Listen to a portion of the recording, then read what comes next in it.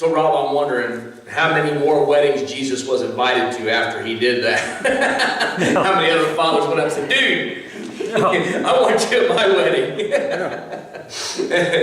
So I want to thank the congregation here for allowing me to be away from the pulpit. I don't know if you had much choice, but for allowing me to be able to go out and serve in Panama City to help some people in need. We're doing some mud outs down there. Still tons and tons and tons of damage. Still hundreds, possibly thousands of people that are in need of assistance down there, that are still trying to get their houses back in order, still haven't received any assistance to get that stuff done. And so we went down and contributed 3 days with a friend of mine, Mark Smith, who's a preacher over at Trenton, Illinois.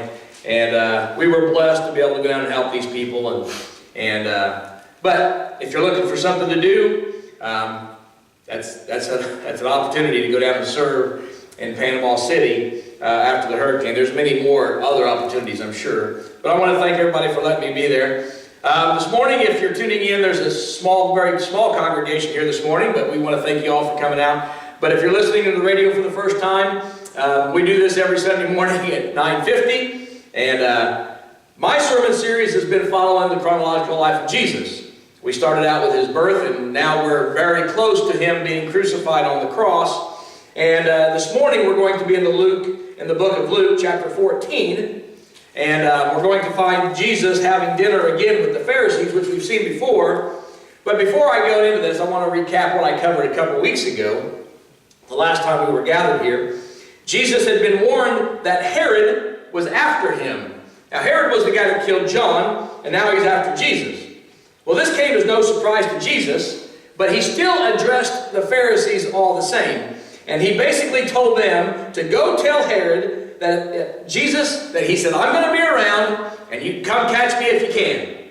Jesus wasn't afraid of Herod. Jesus wasn't afraid of any man, for that matter. But he especially wasn't afraid of Herod. And the Pharisees were probably trying to guide Jesus into a situation where they could capture him, was their intent. But then he warned the Jews about the impending desolation of Jerusalem, which came to fruition in 70 AD. Jerusalem was decimated. It was destroyed by the Romans in 70 AD. And this desolation came as the result of them rejecting Jesus as the Messiah. He told them, because you're rejecting me, this city is going to be destroyed. And I related that to the current condition of our nation today. As a nation, we continue to take Jesus out of everything. We wipe him out of everything, we push him to the side, and we say it's not relevant. And therefore, by doing that, we are denying Jesus as our Lord, as our priority. And I'm afraid that this is going to result in some very grave consequences for this nation, or, for that matter, any nation that denies Jesus Christ as Lord. Agreed. Jerusalem should be our warning. And what happened to them in 70 AD can very easily happen to this country if we as Christians don't rise up and take a stance and make Jesus our priority in everything that we do. Amen? Amen. It's our job as Christians to do that, and we've been warned. We can't say, I guess as my dad used to tell me, ignorance is no excuse. We're not ignorant anymore. We've been taught and we know. So now we're going to witness Jesus having dinner with the Pharisees and him healing a person with dropsy. Now this is the last of 3 times that Jesus ate with a Pharisee. The first time was back in Luke chapter 7, verse 36. The second time was in Luke 11, 37. And now, here in chapter 14, we're going to see it again. Now the first time he ate with a Pharisee, it ended up in a fight when Jesus allowed a sinful woman to wash his feet, anoint his feet with oil. The second time it ended up in a fight because Jesus neglected to wash his hands before he ate. That ended up in a fight with the Pharisees. So we're not going to be too terribly surprised that this meal ends with Jesus thrashing both the host and his guests over their self-seeking seating charts. So let's get into this scripture and see what goes on here. Luke chapter 14, verses 1 through 6. It said, one Sabbath, when he went to dine at the house of a ruler of the Pharisees, they were watching him carefully, and behold, there was a man before him who had dropsy. And Jesus responded to the lawyers and Pharisees, saying, Is it lawful to heal on the Sabbath or not? But they remained silent. Then he took him and healed him and sent him away. And he said to them, Which of you, having a son or an ox that has fallen into a well on a Sabbath day, will not immediately pull him out? And they could not reply to these things. Okay, so Luke here, he prepares his readers for the impending bout by mentioning two details here. First, the banquet is in the home of a prominent Pharisee, literally one of the rulers of the Pharisees. Now, quite possibly, he's a member of the Sanhedrin, or perhaps he's the ruler of the synagogue in which they had just worshipped that Sunday. Secondly, it takes place on a Sabbath. And that has spelled trouble before, as we know. So Luke prepares us for this debate that's going to happen. Well, actually, no debate. It's a one-sided debate on Jesus' side. So we don't know the motives of this prominent Pharisee. Okay, whether he was benevolent or malevolent towards Jesus. We don't know this Pharisee's idea of why he invited Jesus to the dinner. But the result of his invitation is that Jesus is carefully scrutinized by the whole group of Pharisees that are there. Now, if we go back to the Greek, the word for carefully watched, okay, when we translate it, we put it as carefully watched, is used two other times by Luke in his Gospels, in chapter 6, verse 7, and chapter 20. Both times it describes the Pharisees trying to catch Jesus doing something wrong. So here again, we've got Pharisees watching Jesus very closely so they can catch him in a mistake. There in the crowd is a man with dropsy. All right? Now today, this disease is called edema. If you know anything about it, simply put, the guy is retaining water. All right? It sounds benign enough, but edema often indicates a heart or liver disorder, and depending on the cause, edema can be curable, but at other times it is fatal. Regardless of what this guy's condition is, he looks pathetic enough that Jesus recognizes him and knows that he's got dropsy, and the other people in the area know that he's got it. So why is this guy at the feast? This is a feast with very prominent leaders, Pharisees, lawyers. It already says that. So why is this guy there? Well, one, he may have been planted in the crowd to cause another controversy. That's happened before. You know, these Pharisees will stoop to no level to try to capture Jesus. They'll use people with handicap and put them in position, knowing that Jesus is going to do what Jesus is going to do, and they're going to try to catch him. So maybe this guy was planted. We don't know that. More likely, he might have just been one of the sick people in the area that's been following Jesus, hoping to be healed. Jesus had a huge following of people that just wanted his healing touch. That's what he does. Why wouldn't you follow him around? So maybe he's there, and while the spectators gathered in the courtyard to gawk at this sumptuous feast that was all laid out there, because this happened, and these people weren't all invited into this feast. They're just standing there looking at it, and their mouths are watering. It's kind of like the kids standing outside the donut shop, looking at all the donuts in the window, not being invited in, doesn't have any money. These people are sitting outside looking at this massive feast that these guys are going through, and they might have just got sucked in with the crowd as they entered into the room. Regardless, he's there. Now, the question that Jesus asks is very simple in verse 3. He says, Is it lawful to heal on the Sabbath or not? Easy question, right? Well, the answer is very obvious to all of us. Yet the Pharisees, they kept silent. They didn't say a word. They want Jesus to break the traditions by healing, but now they're in a catch-22. They can't say it's lawful to heal on the Sabbath. They would have nothing to pin on Jesus, and they would contradict their own traditions. So they can't say it's legal, or they contradict themselves, and then Jesus is off the hook. All right? But neither can they say it is unlawful. That would contradict logic, compassion, and all that is good and just. So if they said it was unlawful, then they'd look like a bunch of bad guys. So it would expose their hypocrisy, and maybe even some of their devotees might just convert to following Jesus. So their solution to the question is just remain silent. We're not going to answer the question. We're not going to implicate ourselves. So Jesus' response then is to heal the fellow right in their face. He just does it, and Feathers are about to fly here. Okay? Jesus doesn't want this guy to be caught in the crossfire, so he heals him and sends him away. He's done this before. That person is innocent. Jesus is going to have compassion on that person. He's going to heal that person. He's going to do what's right, and he even goes beyond that, and he sends the man away so he's not caught in the crossfire, because other people that have been healed by Jesus have been drug in then by the Pharisees and questioned and scrutinized, and their whole history has been brought into play. So Jesus sends this guy away so that he is not caught in the crossfires of this debate here. Then he turns to deal with the Pharisees. Okay? He reminds them that they also heal on the Sabbath, that they do this as well. If they would save a son or an ox, certainly Jesus can save this man with dropsy. But the clear difference is that the Pharisees only do what is necessary to save a life on a Sabbath.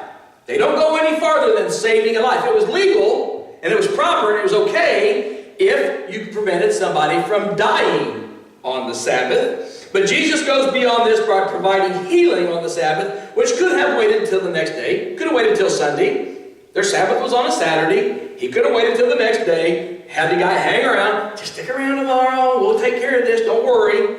But therein lies the rub, okay? Jesus clearly and purposely breaks their Sabbath traditions in favor of God's greater concern for mercy and compassion.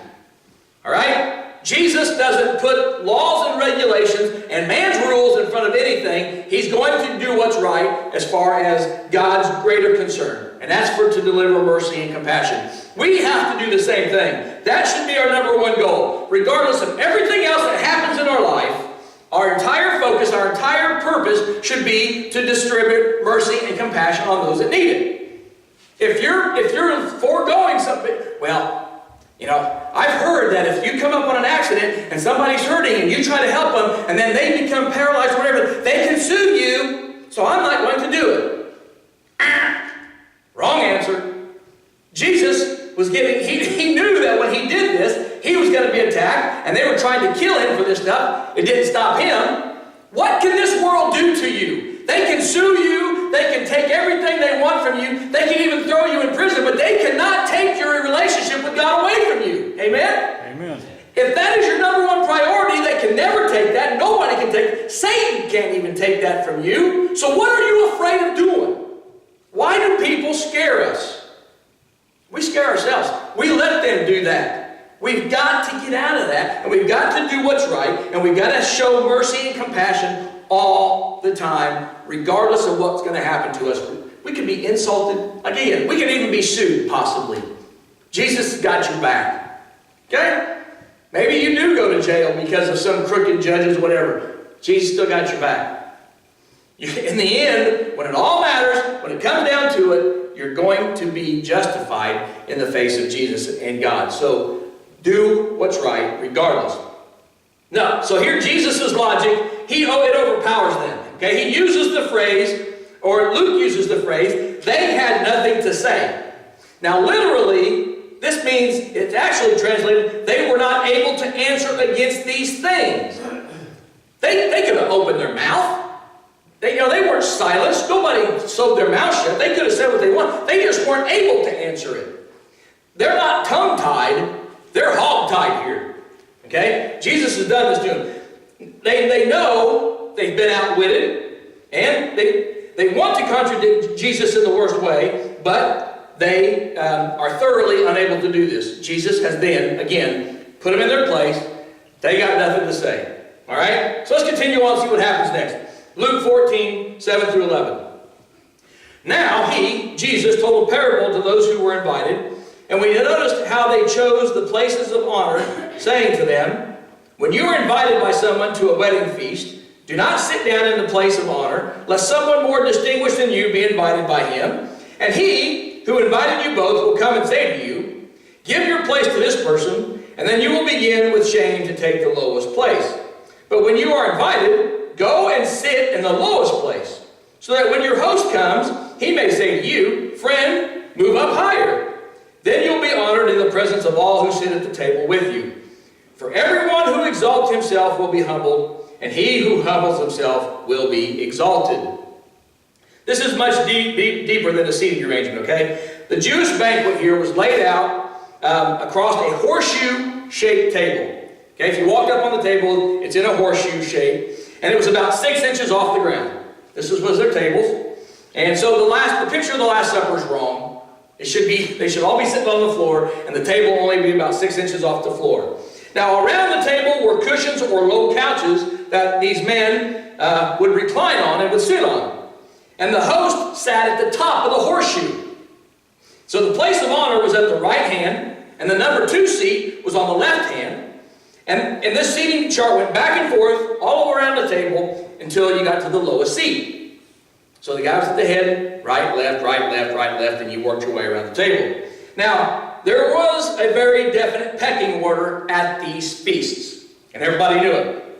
You might get away with sliding up a spot or two, but if you got too audacious, the host would ask you to give way to a more prominent guest. And for you, if you were there, and if you got asked to move, that would be embarrassing. Okay? So these men are like little children yelling, "Shotgun!" Yeah. Who's done that? Kids do it all the time. Shotgun! That's what these guys are doing. They're yelling. They're arguing for this, and they're being very ridiculous and selfish and arrogant by doing this. And they're negotiating these seats. So Jesus' attention is riveted on this ludicrous scene of grown men fighting for positions on cushions. It's almost like a musical chairs, but it's based on how important you are and how pious you are.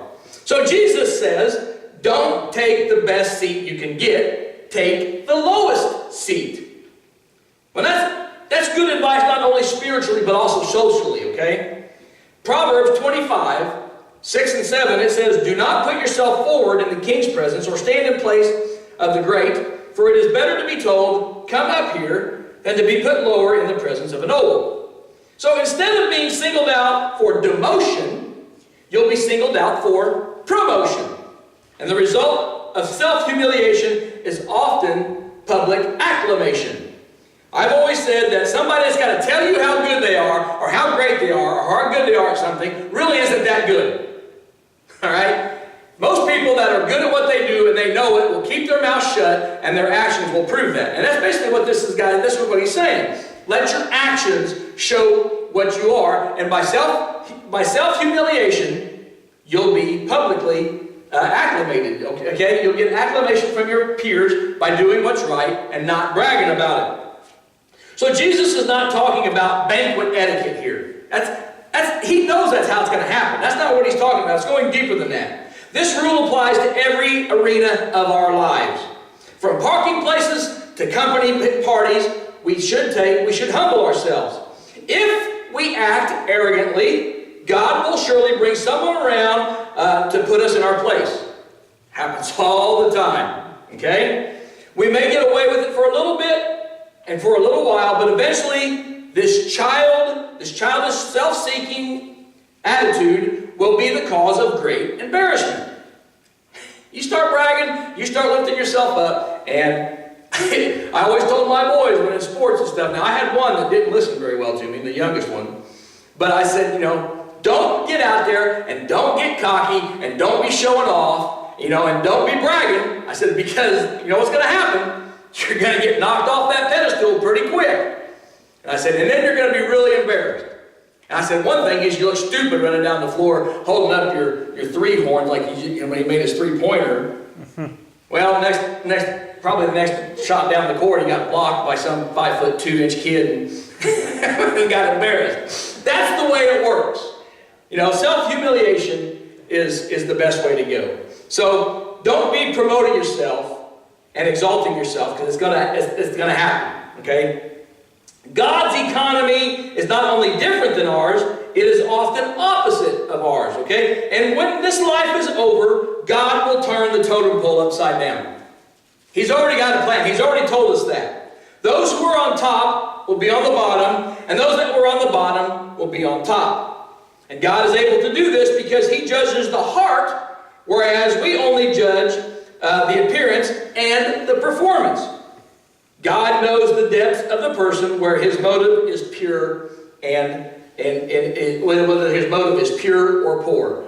God's going to judge based on that. You don't have to worry about anybody else's judgment. Just God's alone. Therefore, do what he's asking and do what he's saying. Let's continue. Luke 14, 12 through 14. So he, Jesus, said also to the man who had invited him, when you give a dinner or a banquet, do not invite your friends or your brothers or your relatives or rich neighbors, lest they also invite you in return and you are repaid. But when you give a feast, invite the poor, the crippled, the lame, the blind, and you will be blessed, because they cannot repay you, for you will be repaid at the resurrection of the just. So this next bit of advice is directed at the host now. In essence, it's the same as the advice that he gave to the guest, but instead of being ostentatious and self-seeking, be humble and giving. Okay, so how do you do this? Well, he says to stop continually inviting important people to your parties.